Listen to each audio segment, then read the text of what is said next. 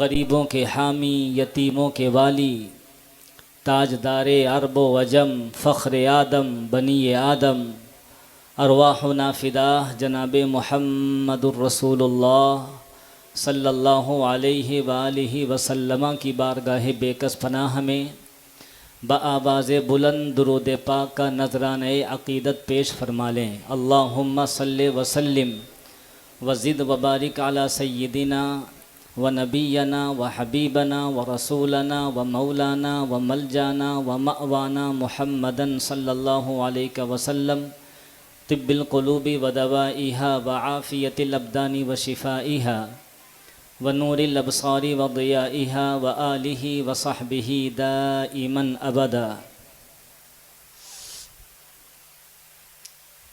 काबिल मुबारकबाद हैं इस जलसे के जुमला मुंतज़िमीन व मुआविनीन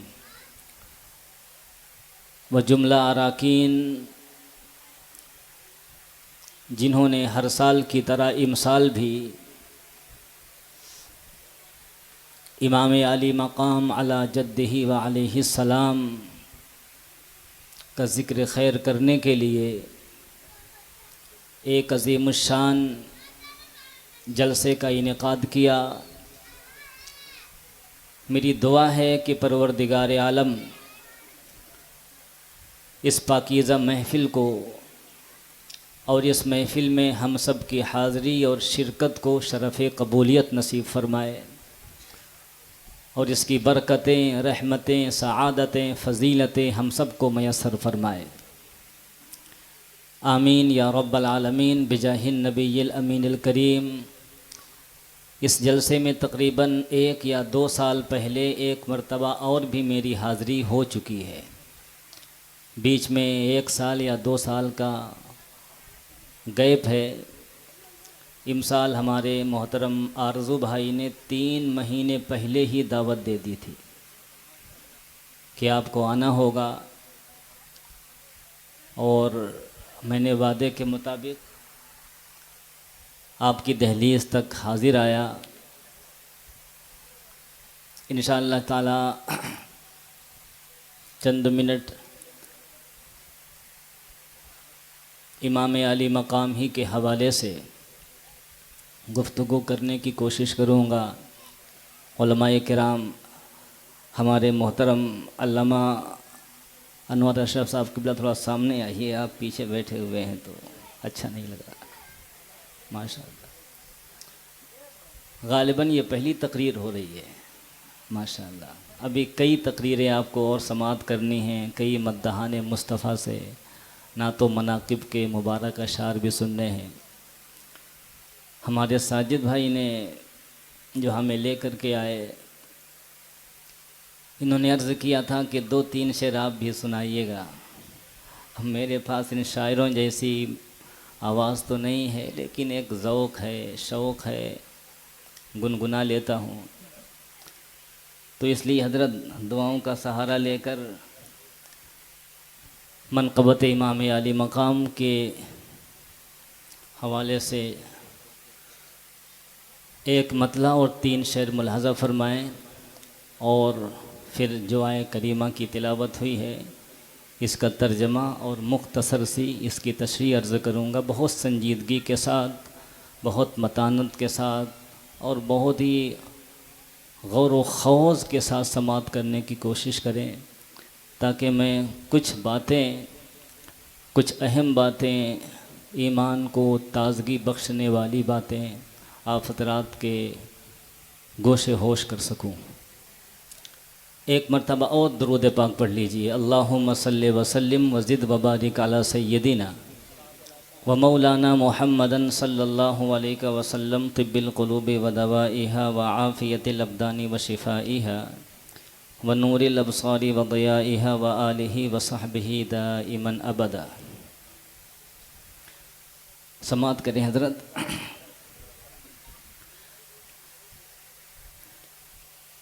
करबला में सर कटाया, नहीं वैसे मत जैसा था वैसे ही कीजिए, जैसा था वैसे ही कीजिए और हाथ मत लगाइएगा फिर। बिल्कुल। ख्वाह जब तक मैं बोल रहा हूँ, ख्वाह वो अशार पढ़ रहा हूँ या बयान हो, बिल्कुल बिल्कुल अब सही बोल रहा है। एक एक जुमला मैं भी समझ रहा हूँ, आप भी समझ रहे हैं। करबला में सर कटाया है अली के लाल ने,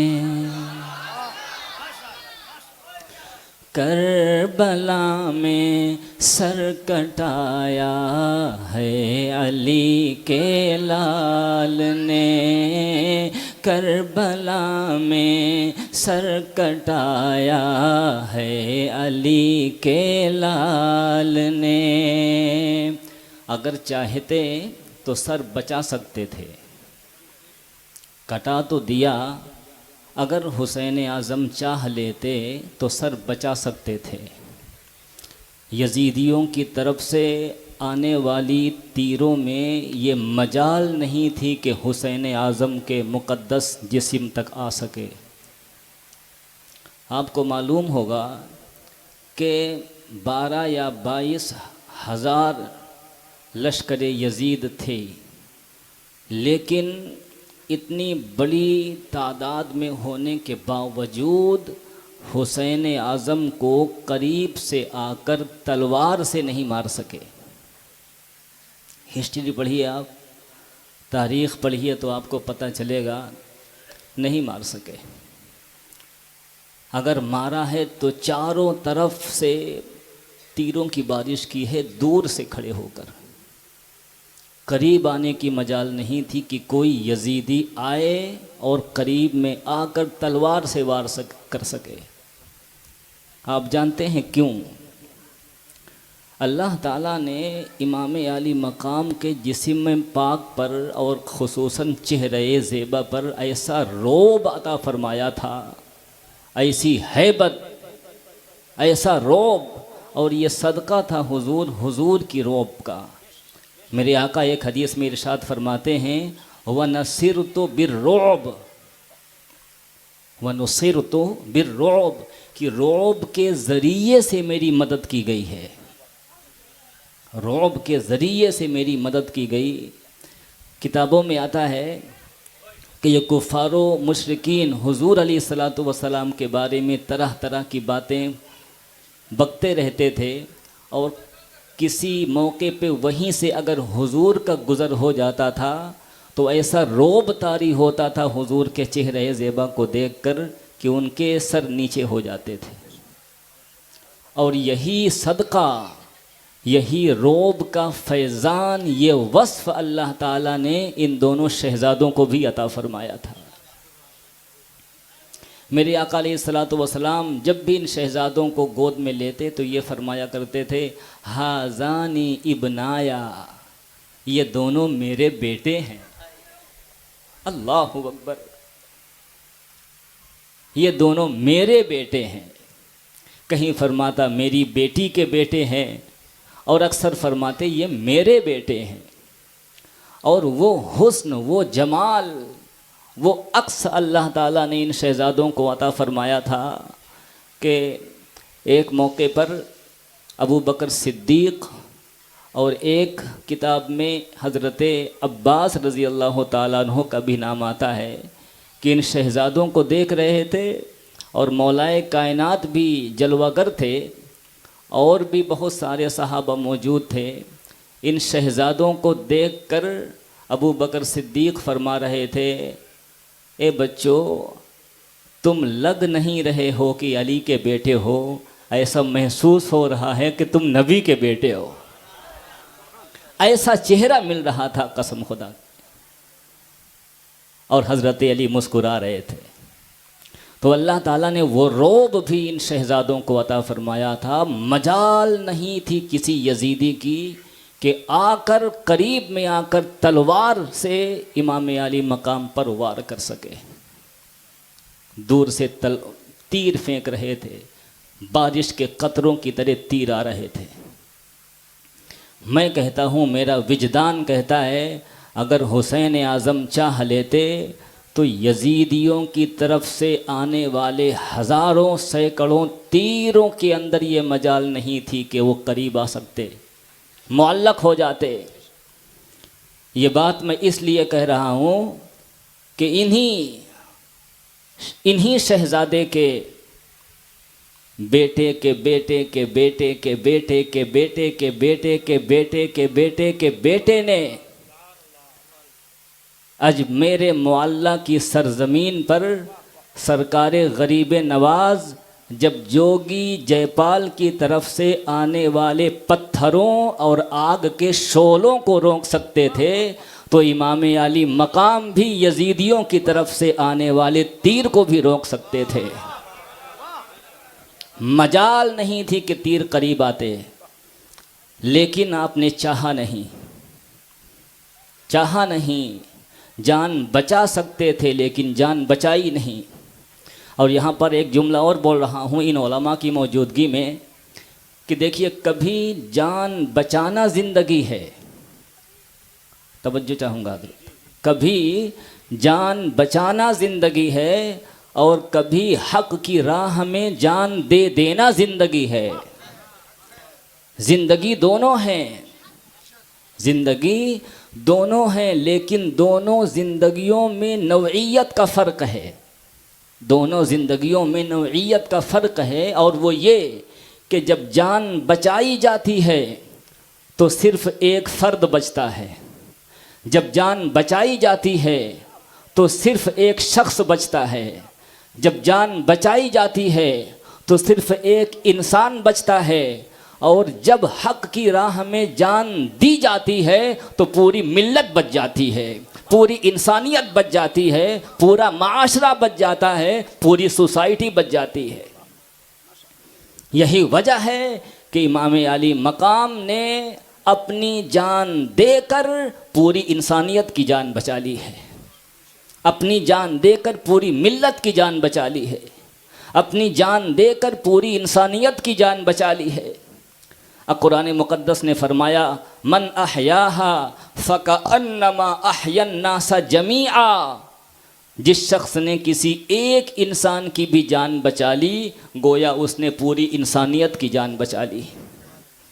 इमाम अली मकाम ने जान देकर पूरी मिल्लत की जान बचाई है, इसलिए सर बचाया नहीं, सर कटा दिया मिल्लत की जान बचाने के लिए। शेर समात कीजिए। करबला में सर कटाया है अली के लाल ने, दीन का डंका बजाया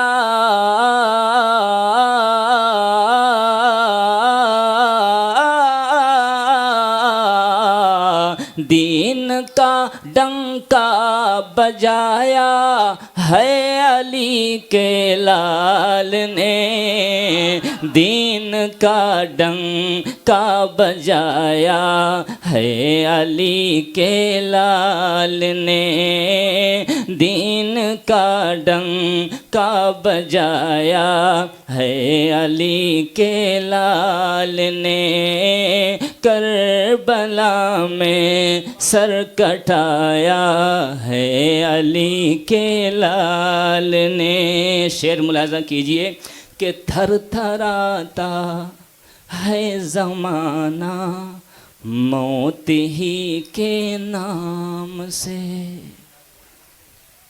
हर शख्स मौत से डरता है ना। जानते हैं कि हम मौत से क्यों डरते हैं? मौत से हम इसलिए डरते हैं कि हमारे आमाल अच्छे नहीं हैं, हमारे अखलाक अच्छे नहीं हैं, हमारे किरदार अच्छे नहीं हैं, हमारे अतवार अच्छे नहीं हैं, हमारी ज़िंदगी शरीयत के मुताबिक गुज़र नहीं रही है, हम तरीक़े मुस्तफ़ा के मुताबिक अपनी ज़िंदगी का एक लम्हा बसर नहीं कर पा रहे हैं, हमारी ज़िंदगी नाफरमानी में गुज़र रही होती है, इसलिए हमें मौत से डर लगता है, इसलिए मौत सुनकर हम थरथरा उठते हैं। लेकिन याद रखने, जो अफराद, जो शख्सियतें अपनी ज़िंदगी अल्लाह रसूल के हुक्म के मुताबिक गुज़ार रहे होते हैं, जिनकी ज़िंदगी नबी की ज़िंदगी का आईनादार होती है, जो शरीयत मुताहरा का एक एक हुक्म अपनी ज़िंदगी के सामने रखते हैं, वो मौत से नहीं घबराते। उनके बारे में तो आता है अल मौत तुहफतुल मोमिन, जो मौत है ये मोमिनों के लिए एक अजीम तोहफ़ा है।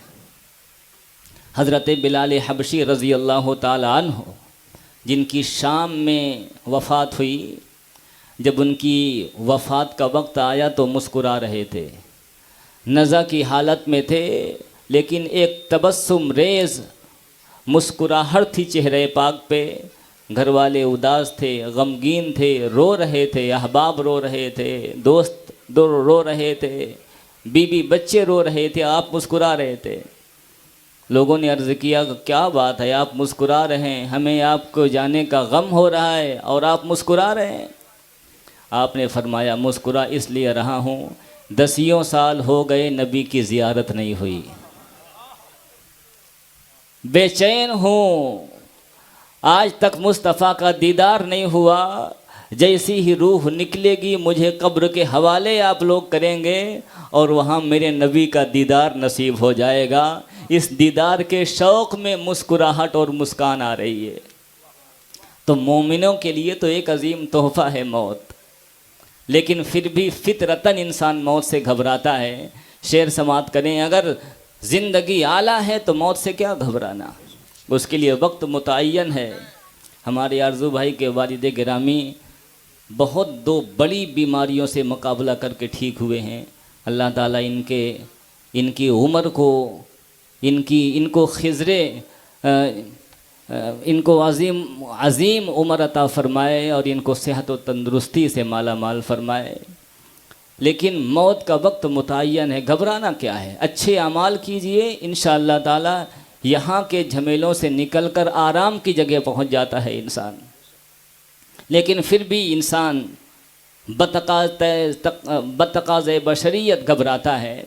लेकिन इमाम अली मकाम का मकाम देखें कि थर थराता है ज़माना मौत ही के नाम से, मौत से पंजा लड़ाया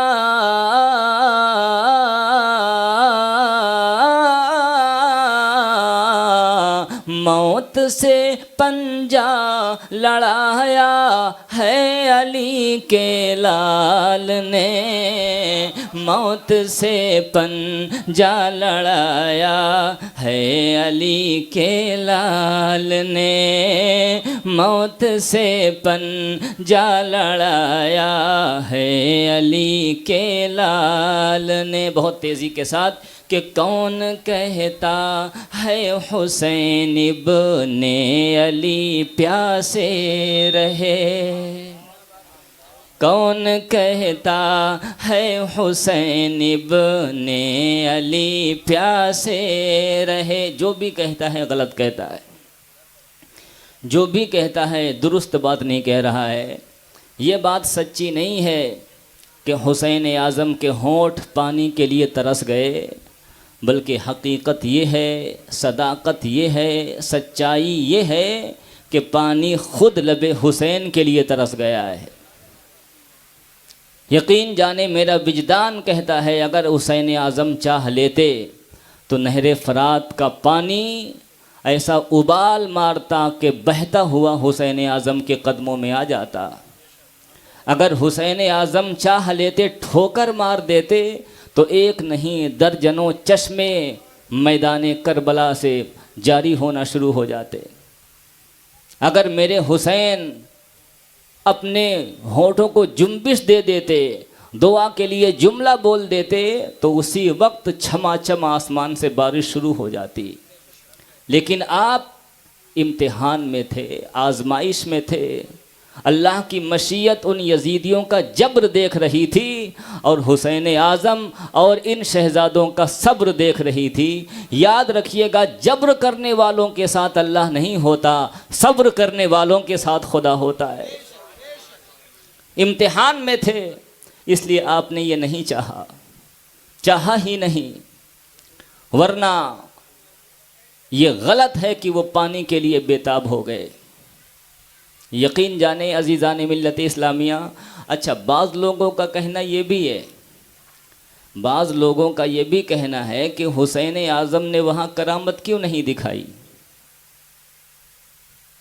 एक जगह में हज़रत, बहुत पहले की बात है, यहाँ आने से पहले ऐसी गुफ्तगू हो रही थी, एक साहब बीच मजमे से बोल पड़े कि करामत क्यों नहीं दिखाई। और ये करामत सबको मालूम है, अजमेर वाली करामत। पानी तो वहाँ बंद हुआ था, पानी यहाँ भी बंद हुआ है, दोनों जगह पानी बंद हुआ है। लेकिन याद रख लें, वहाँ बंद करने वाले कौन थे, यहाँ पानी बंद करने वाले कौन थे। अजमेर में जो पानी बंद हुआ है वहाँ मुसलमानों ने पानी बंद नहीं किया था, जालिमों ने पानी बंद नहीं किया था, बल्कि काफिरों ने पानी बंद किया था, मुशरिकों ने पानी बंद किया था, बुत परस्तों ने पानी बंद किया था। और यहाँ पानी बंद करने वाले काफिर नहीं थे, करबला में पानी बंद करने वाले मुशरिक नहीं थे, करबला में पानी बंद करने वाले बुत परस्त नहीं थे, बल्कि करबला में पानी बंद करने वाले नाम के मुसलमान ही थे। करबला में पानी बंद करने वाले जुल्म करने वाले जालिम थे, करबला में पानी बंद करने वाले बुत परस्त नहीं थे, खुदा परस्त थे। करामत वहाँ दिखाई जाती है कि करामत दिखाकर कुछ बेनिफिट मिले, कुछ इस्लाम का फ़ायदा हो, कुछ नतीजा हासिल हो। बिला वजह तो करामत नहीं दिखाई जाती ना। तो वहाँ फ़ायदा था इस्लाम का, वहाँ करामत दिखाने से उनका कुफ्र धुलना था। वहाँ करामत दिखा कर उनका शिक्र उखाड़ना था। वहाँ करामत दिखाकर जो बुत परस्त थे उनको खुदा परस्त बनाना था।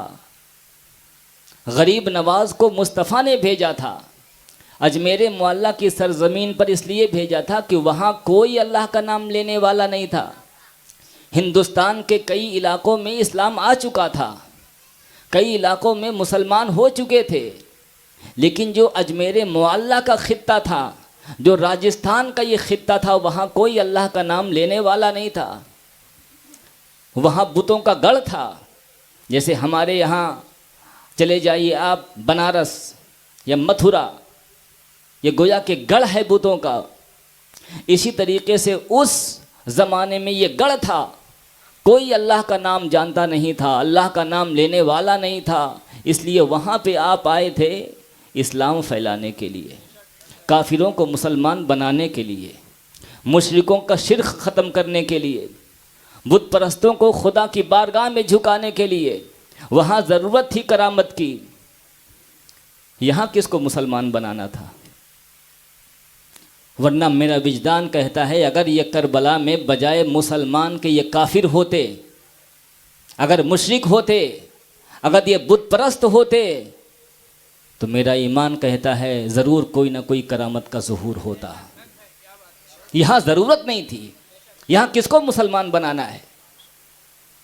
ये तो पैसे के लालच में अंधे होने वाले थे, ये तो जालिम लोग थे, ये तो जाबिर लोग थे, ये तो बज़ाहिर खुदा की इबादत करने वाले थे। तो यहाँ ज़रूरत नहीं थी, यहाँ इससे बड़े मनसब की ज़रूरत थी। इसलिए यहाँ पर इमाम हुसैन ने करामत नहीं दिखाई, बल्कि करामत से एक ऊपर का जो दर्जा है, जिसको हम इस्तिकामत कहते हैं, अल इस्तिकामत फ़ौक़ल करामा, इस्तिकामत ये करामत से ऊपर दर्जे की चीज़ है। वहाँ करामत दिखाई है गरीब नवाज ने, वहाँ ज़रूरत थी। और आप देखें, जैसे ही करामत का ज़ुहूर हुआ है, उसी वक्त हज़ार हिंदुओं ने कलमा पढ़ा है, इस्लाम का फ़ायदा हुआ है। लेकिन यहाँ ऐसा मामला नहीं था, यहाँ इस्तिकामत की ज़रूरत थी, इसलिए यहाँ इस्तिकामत दिखाई है। अब दूसरी वजह यह है कि ये इमाम आली मकाम आकाए करीम अलैहिस्सलातु वस्सलाम के शहज़ादे थे, उनके नवासे थे। जिस तरह रसूलुल्लाह सल्लल्लाहु अलैहि वआलिहि वसल्लम ने मौजज़ा दिखाकर इस्लाम नहीं फैलाया। बताइए, अगर मेरे आका सहने काबा में खड़े होकर दुआ फरमा देते तो बताइए पूरा मक्का मुसलमान हो जाता कि नहीं? ज़ोर से बोलिए। अगर हुजूर दुआ फरमा देते पूरा मदीना उसी वक्त मुसलमान हो जाता कि नहीं? अगर दुआ फरमा देते तो पूरा हिजाज उसी वक्त मुसलमान हो जाता कि नहीं? अगर मुस्तफ़ा दुआ फरमा देते तो पूरा अरब उसी वक्त मुसलमान हो जाता कि नहीं? ग़ज़वे बदर में जाने की ज़रूरत न पड़ती, उहद में दंदाने मुबारक शहीद करने की ज़रूरत पेश न आती, खंदक में खंदक खोदने की ज़रूरत पेश न आती, 12,000 सहाबा को लेकर मक्का को फतह करने की ज़रूरत पेश न आती, ये सारी मशक्क़तें पेश न आती। लेकिन याद रखना, रसूलुल्लाह सल्लल्लाहु अलैहि वसल्लम ने इस्लाम को फैलाया है तो मौजज़ा दिखा के नहीं, मेहनतें करके, मशक्क़तें उठा के, मुसीबतें बर्दाश्त करके इस्लाम फैलाया था। तो अब ये शहज़ादे उसी रसूल के नवासे थे, इन्होंने इस्लाम बचाया है तो करामत दिखा के इस्लाम नहीं बचाया है, करामत दिखाकर इस्लाम नहीं बचाया है, बल्कि मेहनत करके, मशक्क़त करके, मसाइब व आलाम से दो चार होकर, मुसीबतें झेल कर, बल्कि अपनी गर्दन को कटा कर तब इस्लाम को बचाया है। जब इस्लाम फैलाने में मौजज़ा का काम नहीं लिया गया तो इस्लाम बचाने में उन्हीं के नक्शे कदम पे चलते हुए इस्तिकामत से काम लिया है, करामत से नहीं लिया गया। वरना यकीन जाने किसी ज़िंदगी के लम्हे में हुसैन मजबूर नहीं थे, चाह लेते उसी वक्त पानी के चश्मे इमाम अली मकाम के साथ साथ चलते। लेकिन वहाँ आप इस्तिकामत का ज़हूर फरमा रहे थे, आपसे इस्तिकामत ज़ाहिर हो रही थी, वो करामत का मौका नहीं था, इस्तिकामत का था। लिहाजा ये ख़याल बातिल है कि वो पानी के लिए तरस गए, ये सही नहीं है। कौन कहता है हुसैन इब्ने अली प्यासे रहे, पानी को पानी पिलाया,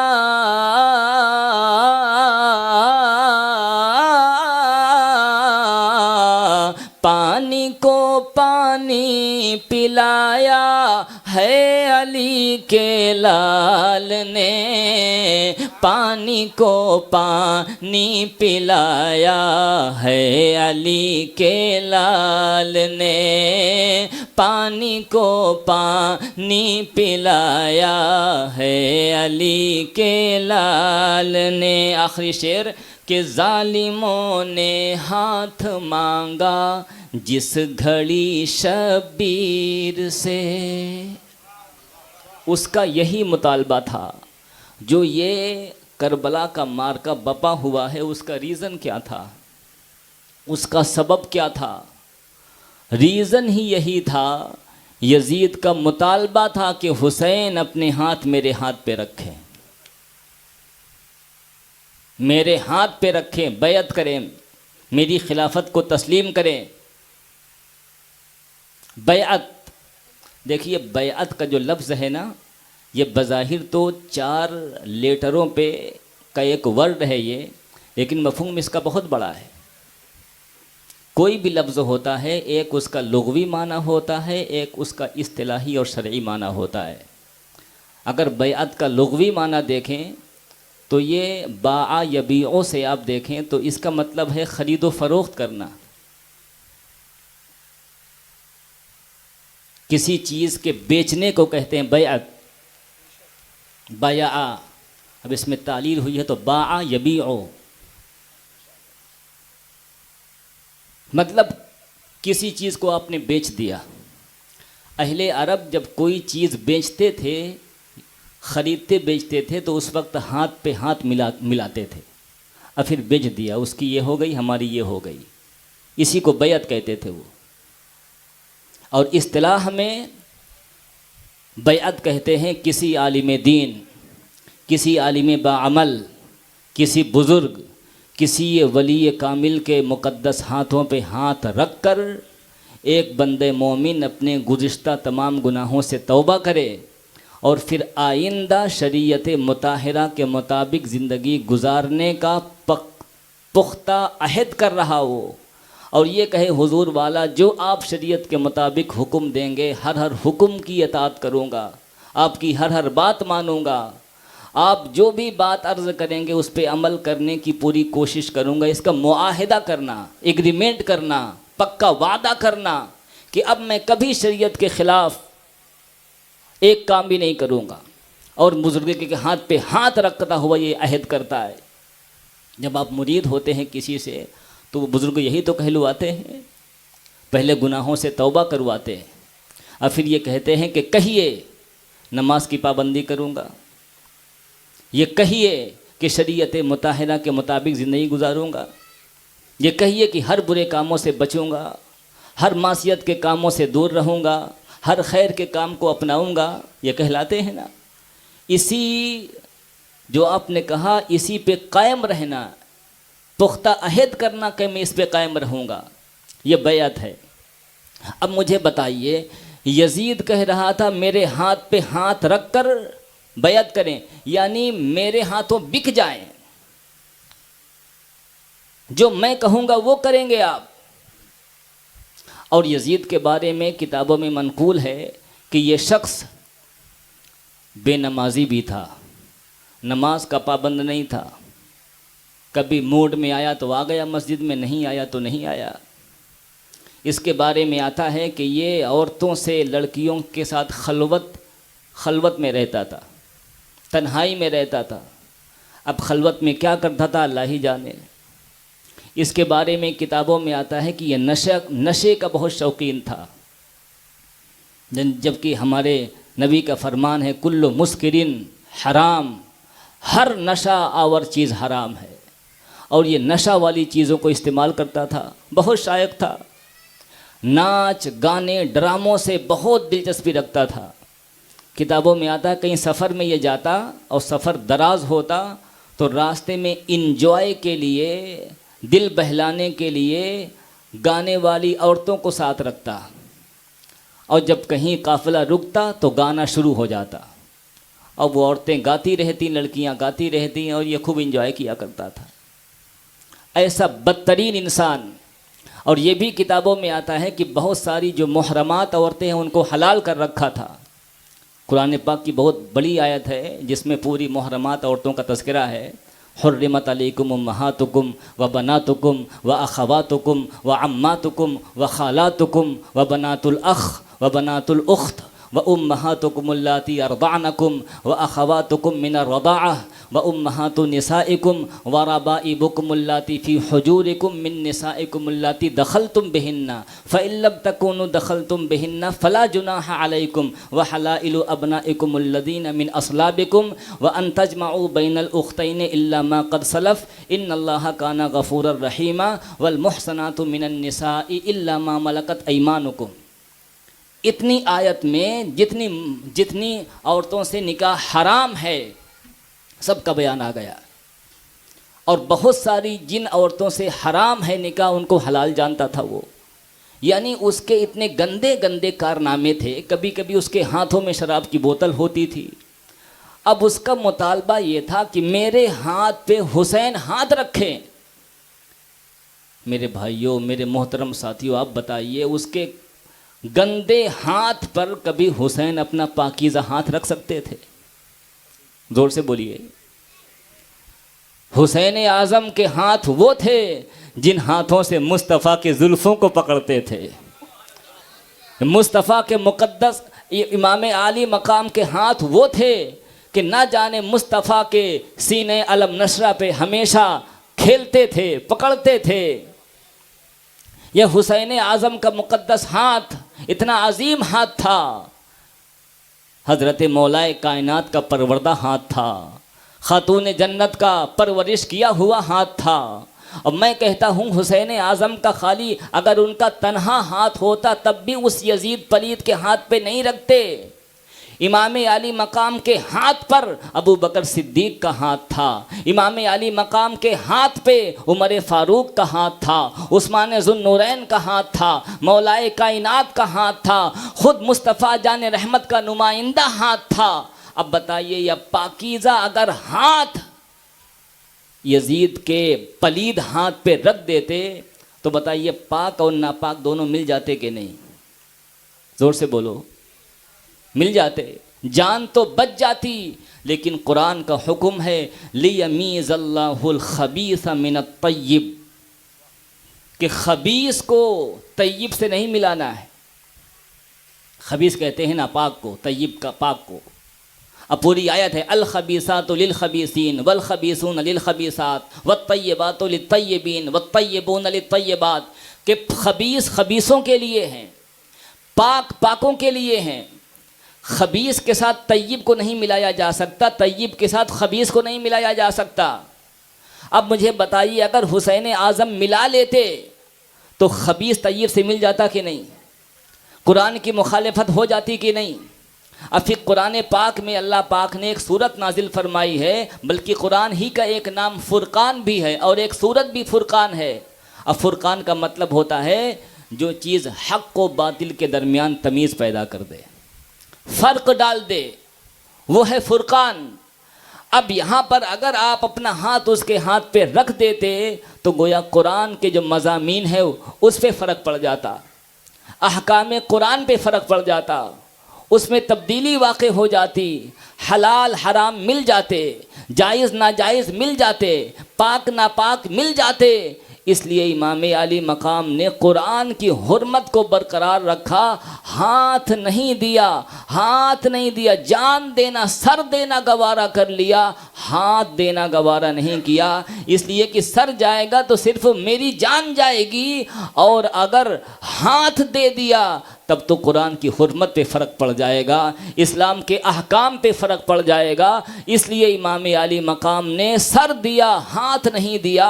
और अल्लाह की क्या मशीयत है, जब तक इमाम आली मकाम ज़िंदा थे तब तक हाथ बचाया, लेकिन जब करबलाए मुअल्ला की सरज़मीन पर आपकी शहादत हो गई तो सरकारी इमाम आली मकाम का हर उज़्व मिला है, सर मिला है, गर्दन मिली है, पुश्त मिली है, पेट मिला है, नीचे का हिस्सा मिला है, जिस पे उन बदमाशों ने घोड़े भी दौड़ाए हैं, लेकिन हाथ नहीं मिला।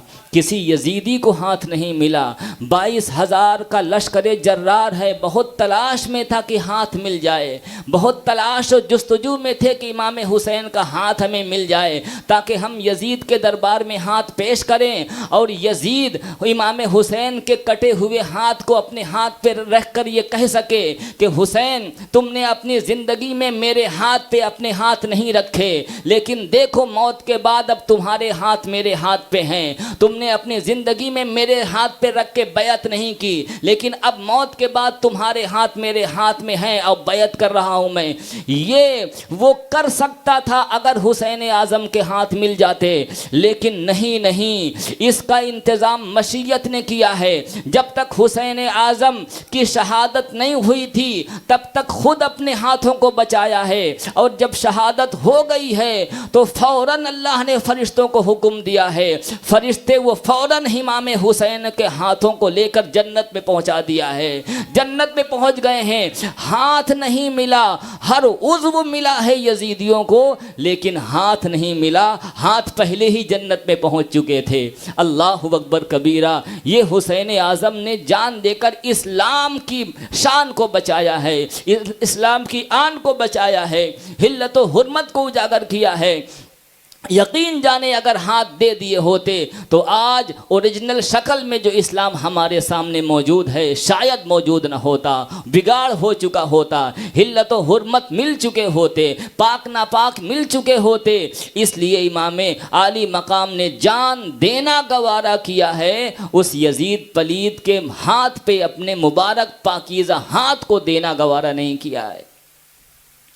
इसलिए अज़ीज़ान मिल्लत इस्लामिया याद रखें, यही इस्लाम ने और इमाम आली मकाम ने हमें दर्स दिया है कि हम हमेशा हक़ पे कायम रहेंगे और बातिल के साथ कभी भी हम मुलाकात नहीं करेंगे, बातिल से कभी हाथ से हाथ नहीं मिलाएंगे, बातिल का सपोर्ट नहीं करेंगे। पाक के साथ मिलेगा, पाक नापाक के साथ नहीं मिल सकता।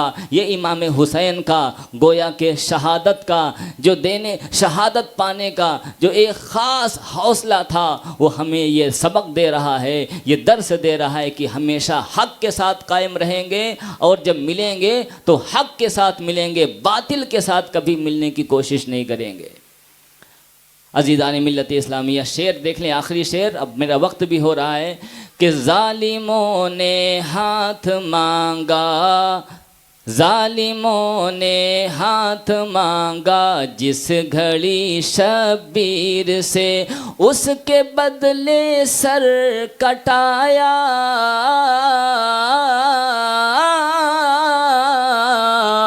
उसके बदले सर कटाया है अली के लाल ने, उसके बदले सर कटाया है अली के लाल ने। अज़ीज़ान मिल्लत इस्लामिया, वक्त पूरा हो चुका, तर्जुमा सुन लें, बस मैं जा रहा हूँ। अल्लाह पाक ने इरशाद फरमाया, इन्नमा युरीदुल्लाहु लियुज़हिबा अन्कुमुर रिज्स अहलल बैत व युतहिरकुम तत्हीरा। बेशक अल्लाह ताला ये इरादा फरमाता है कि ए नबी के घर वालों, तुमसे हर किस्म के रिज्स को दूर फरमा दे और तुमको बिल्कुल पाको साफ फरमा दे।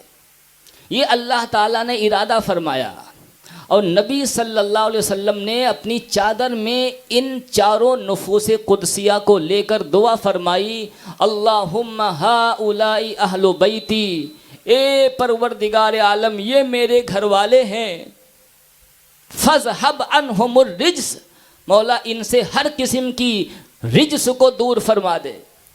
अब मैं इसको बताता रिज्स को बहुत ही फैलाकर, लेकिन वक्त नहीं है।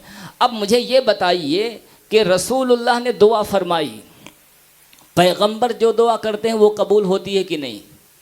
ज़ोर से बोलिए।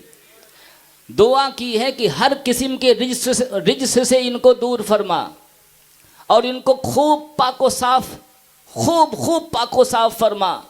एक साहब मेरे से बोले कि क्या वो पहले से पाको साफ नहीं थे जी, ये दुआ हो रही थी? मैंने कहा पाको साफ थे। तो बोले फिर दुआ की क्या ज़रूरत है? मैंने उनसे कहा कि आप नमाज़ पढ़ते हैं और नमाज में, हर नमाज में आप पढ़ते हैं इहदिनस सिरातल मुस्तकीम, या अल्लाह हमें सीधे रास्ते पर चला, तो क्या आप सीधे रास्ते पे नहीं हैं? तवज्जो है, क्या आप सीधे रास्ते पे नहीं हैं? भाई नमाज पढ़ने की हालत में तो कम से कम सीधे रास्ते पे हैं ना। जिस वक्त आप सीधे रास्ते पे हैं उस वक्त आप दुआ कर रहे हैं कि या अल्लाह हमें सीधे रास्ते पे चला, क्या मतलब है इसका?